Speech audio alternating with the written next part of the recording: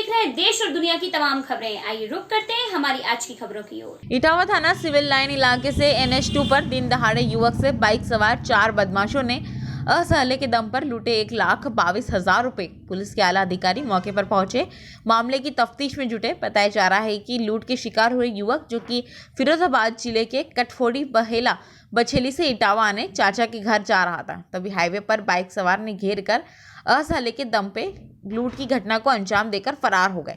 पीड़ित ने बताया कि फिरोजाबाद से इटावा आ रहा था, कोल्ड स्टोरेज का आलू बिका था, जिसके रुपए चाचा को देने आ रहे थे, तभी अपाचे बाइक सवार 4 लोगों ने असहले के दम पर लूट कर फरार हो गए। इस मामले को SP सिटी राम यश का कहना है कि घटना की जानकारी मिलते ही मौके पर पहुंचे जनता से जानकारी ली गई और बताया गया कि युवक कल बैंक से रुपए निकालकर इटावा अपने चाचा को देने आ रहा था, तभी बाइक सवार में इनको लूट लिया। मामले की तहरीर आने पर मुकदमा लिखकर आरोपी को जल्द से जल्द गिरफ्तार किया जाएगा।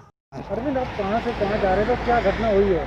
अपने घर से चाचा के पास जा रहे थे इटावा, रुपए लेके 1,22,000 देने उन्हें। रास्ते में मोटरसाइकिल अपाचे वालों ने लूट लिया।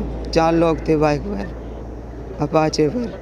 एक गाड़ी का नंबर ले लिया है, एक का नहीं देख पाए। एक गाड़ी का नंबर है UP 84 AA 3536।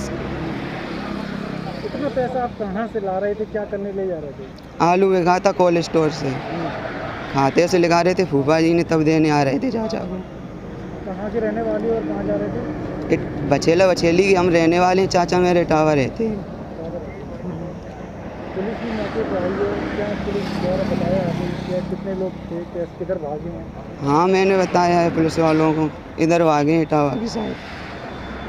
आपके कुछ शक हुआ कि ये लोग कहाँ से पीछे लगे आपके? मेरे को कहीं शक नहीं हुआ, मेरे यहाँ से मैंने पीछे मुड़ के नहीं देखा है सर। ये एक लड़का था, अभी थोड़ी देर पहले की घटना है, हम लोग उसी के लिए आए हुए हैं। ये जो फ्लाईओवर है रेलवे का, जो मैनपुरी जा रहा है, इसी के ऊपर एक लड़का आया था मोटरसाइकिल से, फिरोजाबाद से आ रहा था। उसने ये बताया कि कल बैंक से उसने पैसा निकाला था और इसके पास आज जब आया था तो 1,22,200 रुपया था इसके पास, और ये भरथना चौराहे में कोई इनके चाचा जी रहते हैं, उनको देने के लिए जा रहा था। पीछे से ही फिरोजाबाद की तरफ से ही 2 मोटरसाइकिल वाले अपाचे में आए, जिसमें 2-2 सवारी थी और एक सफ़ेद रंग की थी, एक काले रंग की थी, और इसको यहाँ पे रोका और रोकने के बाद इसका बैग जिसमें पैसा रखा था उसको छीन के भाग गए। शहर की तरफ जाना बताया इसने। आपकी तरफ से क्या कार्रवाई हो रही है? हमारी तरफ से हम अभी घटनास्थल का निरीक्षण कर लिए हैं, इनसे तहरीर ली जाएगी, मुकदमा लिखा जाएगा और लुटेरों को खोज के उनके खिलाफ कार्रवाई कराई जाएगी। ठीक है। रिपोर्ट राजेश प्रजापति, इटावा से।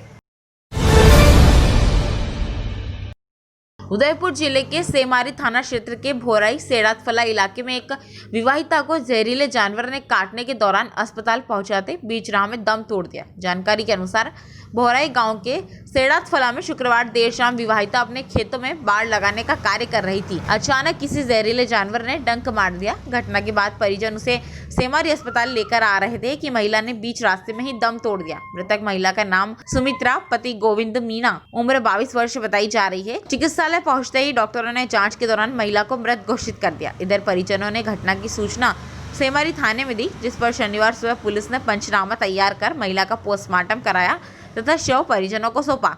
उदयपुर ब्यूरो चीफ विनोद दर्जी की रिपोर्ट। मराठा आरक्षण को लेकर महाविकास आघाड़ी सरकार गंभीर नहीं है। भाजपा नेता धैर्यशील मोहित पाटिल ने सरकार से कई सवाल पूछे। सरकार और सभी जानते हैं कि 7 जुलाई को सुप्रीम कोर्ट में मराठा आरक्षण पर सुनवाई होगी। हालांकि मराठा आरक्षण को बनाए रखने के लिए न तो राज्य सरकार और न ही मुख्य सरकारी वकील ने दिल्ली के किसी कानूनी विशेषज्ञ से संपर्क किया है। अनुभवी कानूनी विशेषज्ञ मुकुल रोहतगी राज्य सरकार की ओर से सुप्रीम कोर्ट में मराठा आरक्षण का प्रतिनिधित्व करेंगे। सरकार ने मराठा आरक्षण कैबिनेट उप समिति की एक बैठक के बाद कहा। हालांकि जब मराठा आरक्षण के पक्ष में याचिकाकर्ताओं के वकील ने मुकुल रोहतगी के कार्यालय से संपर्क किया तो महाराष्ट्र सरकार ने अभी तक कोई निर्देश नहीं दिया और रोहतगी के कार्यालय ने कहा, इससे हम अंदाजा लगा सकते हैं कि सरकार कितनी गैर जिम्मेदार है। सरकार चाहे कितनी भी बैठक कर ले, सुप्रीम कोर्ट में लड़ने के लिए कानूनी विशेषज्ञों की जरूरत होती है। मराठा आरक्षण को लेकर सरकार ने दिल्ली में किसी भी सुप्रीम कोर्ट की वरिष्ठ परिषद को जानकारी नहीं दी है। यदि सरकार ने एक कानूनी विशेषज्ञ से संपर्क किया है तो किसने किया, कब किया और राज्य सरकार को पूरे मराठा समुदाय को समझाना चाहिए कि आरक्षण को बनाए रखने के लिए क्या तैयारियां की गई है। मराठा आरक्षण के बारे में सरकार किसी भी तरह के मदद को बर्दाश्त नहीं करेगी। इस आरक्षण को बनाए रखना सरकार की जिम्मेदारी है। धैर्यशील मोहिते पाटील ने सरकार को चेतावनी दी है कि अगर आरक्षण में कुछ भी गलत हुआ तो वह जिम्मेदार होगा। माहिती मिळाली नाही। एकंदरीत हे महाराष्ट्र शासन गंभीर दिसून येत नाही मराठा आरक्षणाच्या बाबतीत आणि चालढकल करण्याचा कार्यक्रम चाललाय असं दिसते। याच्या मागं कोणतं वेगळं राजकारण चाललंय का जरा शंका येते या माध्यमातून। विनोद पाटील साहेब एक चांगल्या पद्धतीने लढा देत आहेत। सकल मराठा समाजाचे सर्व कार्यकर्ते तन मन धनापासून यासाठी पाठपुरावा करतायत, धडपडत आहेत आणि शासनाने खंबीरपणाने यांच्या मागे उभं राहायचं सोडून चालढकल कुठं चालू असलेली या माध्यमातून दिसून येते।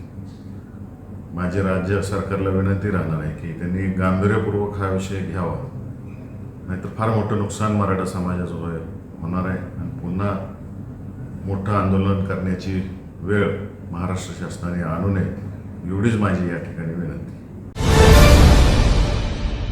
मामला सुपौल जिला के त्रिवेणीगंज अनुमंडलीय मुख्यालय क्षेत्र के अंतर्गत महेशुआ पंचायत की ईदगाह चौक की है।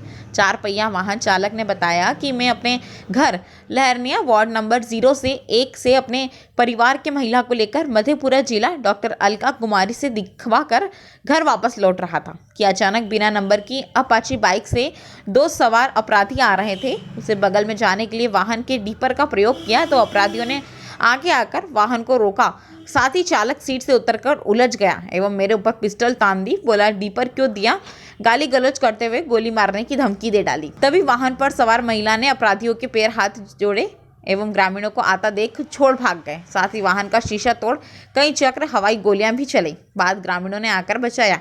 ग्रामीणों को देख अपराधी फरार हो गए। वाहन पर सवार महिला फूल कुमारी देवी ने बताया कि इस घटना में हम लोग काफ़ी डरे सहमे हुए थे। दिन दहाड़े बेलगाम अपराधी ऐसा करेंगे तो आम जनता का क्या होगा। वहीं SHO संदीप कुमार सिंह ने बताया कि अरविंद कुमार नाम का व्यक्ति आवेदन देकर अपराधियों द्वारा कई चक्र हवाई फायरिंग चलाने की सूचना दी है। साथ ही पिस्टल बट से वाहन का शीशा चकनाचूर कर दिया गया है।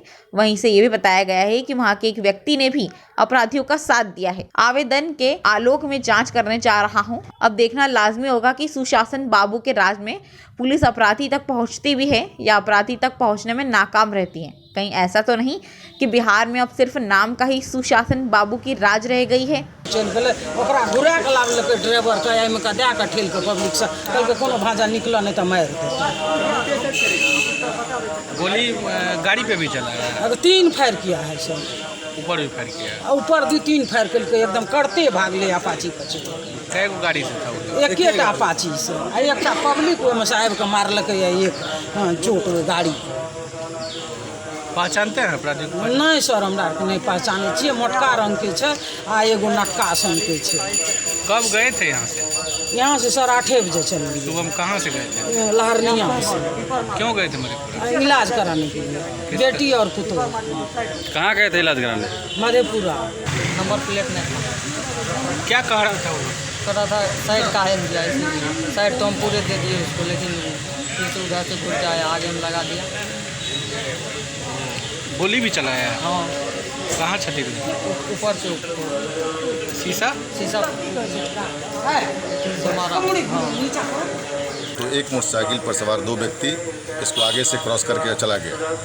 उसके बाद पुनः वापस लौट के आया, जैसा ये बता रहे थे कि गाड़ी हमको रोका और हमको गाली गलौज देने लगा कि साला तुम दिन में डिपर चला करके चलता है। और उसके बाद वो बता रहे हैं कि बट से मेरा शीशा फोड़ दिया और उसके बाद 2-3 फायर किया। उसके बाद ये भी बता रहे हैं कि घर के बगल वाला लोग भी थे, वो भी आके हमारा शीशा फोड़ दिया। यही बात है, इसका जांच करने जा रहे हैं। कब की घटना है? अभी तुरंत आए हैं। क्या कितने बजे की? अभी जस्ट 2-3 मिनट रह चुके हैं। अभी इसका जांच किया जा रहा है। जिला टीकमगढ़ अंतर्गत मोहनगढ़ तहसील के ग्राम पंचायत हथेरी में विद्युत विभाग की बड़ी लापरवाही देखने को मिल रही है। ग्रामीणों ने सीधे ट्रांसफर के फ्यूज से डोरी डालकर कनेक्शन कर रखे हैं। कभी भी हो सकता है बड़ा हादसा। मौके पर ग्रामीणों ने बताया कि कई जानवरों की करंट लगने से मौत हो चुकी है। जब इस संबंध में OIEC राहुल दांगी से फोन पर चर्चा की गई तो उन्होंने बताया कि वहां की केबल जल चुकी है और पर्याप्त फंड न होने के कारण हम व्यवस्था जुटाने में असमर्थ है। वहीं सरपंच प्रतिनिधि द्वारा कई बार OIC सूचित किया गया पर मौके पर नहीं गए। ग्रामीणों का कहना है कि इस समस्या का जल्द से जल्द निराकरण किया जाए जिससे किसी अप्रिय घटना से बचा जा सके। हमारे यहाँ लाइट की समस्या है बहुत ज़्यादा, 2 साल हो गई है। 2 साल से हम लोग GP से लाइन डाल रहे हैं। केवल यहाँ कभी लगा नहीं सकती है। 2-3 बार शिकायत भी कर चुके हैं लेकिन कोई उसका उत्तर नहीं लगाई है। कभी भी किसी भी समय घटना घट सकती है बहुत बड़ी। यहाँ पर अभी 2-4 गायों का तो यहाँ पर बहुत घटना घट चुकी है, लेकिन अब आदमियों की भी बहुत बड़ी घटना है कि कभी भी यहाँ पर मर्डर हो सकती है इस लाइट से। रोहित अवस्थी की रिपोर्ट। मोतिहारी कृषि विभाग एवं आशीष परियोजना डंकन अस्पताल रक्सौल के द्वारा रक्सौल प्रखंड के किसानों को नई तकनीकी श्री विधि से खेती करने के लिए उन्हें जागरूक और प्रोत्साहित किया जा रहा है और किसान नई तकनीक सीखकर श्री विधि से खेती कर रहे हैं जिससे उनकी जिंदगी में खुशहाली और आत्मसम्मान की जिंदगी जी रहे हैं और अपनी इस तकनीक को दूसरे लोगों से भी बांटना चाहते हैं जो आपकी समक्ष प्रस्तुत कर रहे हैं। और इस तरह आज लगभग 10 से लोगों ने 5 एकड़ खेत में श्री विधि से खेती की और दूसरों को भी प्रोत्साहित किए। मौके पर कृषि कार्यालय रक्सौल के साथ साथ आशीष परियोजना के स्टाफ शामिल थे। ये हमारा मुख्य उद्देश्य है कि हम ये किसानों को कृषि के तौर पर जो आधुनिक तकनीक जिसको हम श्री विधि के नाम से जानते हैं उसके बारे में इनको सिखाते हैं और सिखा करके ये कम लागत में अधिक उपज को प्राप्त करना ये हमारा लक्ष्य है और जिससे कि किसान कम लागत लगाए और अधिक फायदा ले सके। ये खेती हम नहीं करते हैं श्री विधि से 10-15-20 आदमी बानी सन कर रहा बानी सन जरी से हम किसानी काम में हम बानी ना आ जवन काम भी पूछे तो किसानी के हमनी से पूछ सकता है। नवीन माध्यमिक शाला टिकरिया नारायणगंज माध्यमिक शाला टिकरिया में शिक्षकों द्वारा बच्चों को घर घर जाकर पुस्तक वितरण किया जा रहा है। लॉकडाउन के चलते सोशल डिस्टेंसिंग का पालन करते हुए शिक्षकों द्वारा पुस्तक वितरण बच्चों के भविष्य के लिए सराहनीय कार्य है। शिक्षक श्री गोविंद सिंह रोड़े, मगुर सिंह गोठरिया, प्रेम सिंह मरावी, कुलदीप पदम, विपिन यादव सभी शिक्षकों की उपस्थिति रही। अभी यहाँ जो है पुस्तक वितरण का कार्यक्रम चल रहा है।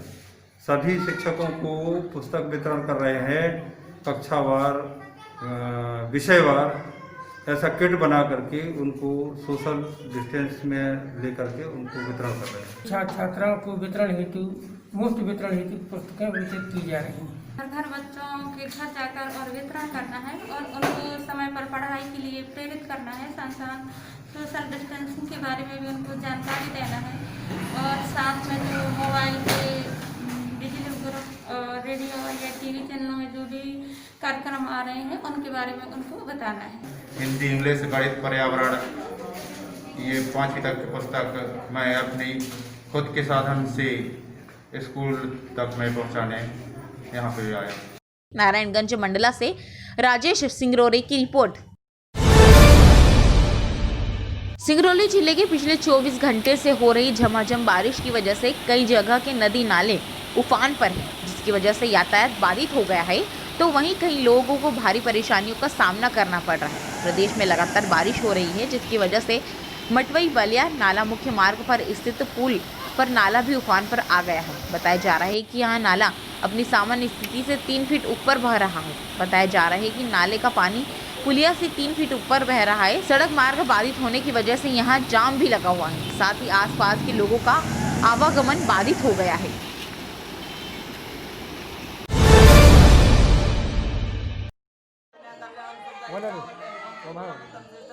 शादी के लिए लाई गई युवती निकली शादीशुदा।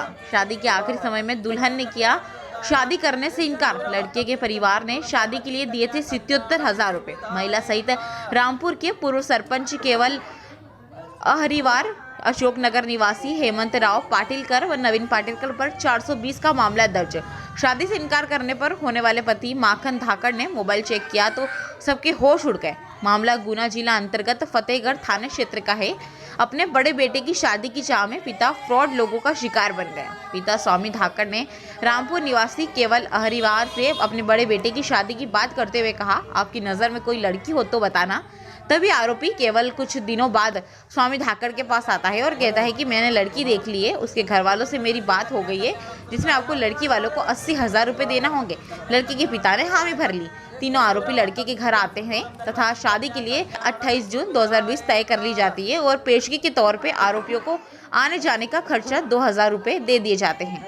दिनांक 28/6/2020 को जब लड़के वाले बारात लेकर रास्ते में पहुंचे तभी लड़की वालों का फोन लगाकर कहते हैं कि लड़की के मामा का स्वर्गवास हो गया है, आप लोग अभी ना आए, आप 30 तारीख को आओ और लड़की ले जाओ, वहीं शादी कर लेना। जब 30 तारीख को लड़के के परिवार वाले अशोकनगर गए तो उनको सरकारी अस्पताल के क्वार्टर में ले जाया गया और लड़की को बुलवाया गया। तभी लड़के वालों को लड़की का नाम पूछा और पूछा तुम्हारी शादी तो नहीं हुई है, जिसमें लड़की ने अपनी शादी न होने की बात कही और लड़के वाले नवीन पाटिलकर को 55,000 रुपए देकर लड़की वाले अपने साथ कलोरा गाँव ले गए। शादी के समय लड़की ने किया इनकार। तभी लड़के के परिवार वालों को शक हुआ और लड़की का मोबाइल लेकर चेक किया गया तो उसमें लड़की की शादी का वीडियो निकला और आधार कार्ड भी निकला, जिसमें लड़की के पति का नाम बबलू बाबरे लिखा हुआ था। आज की खबरों में बस इतना ही। देश और दुनिया की तमाम खबरों को देखने के लिए बने रहिए न्यूज़ 24 एक्सप्रेस के साथ।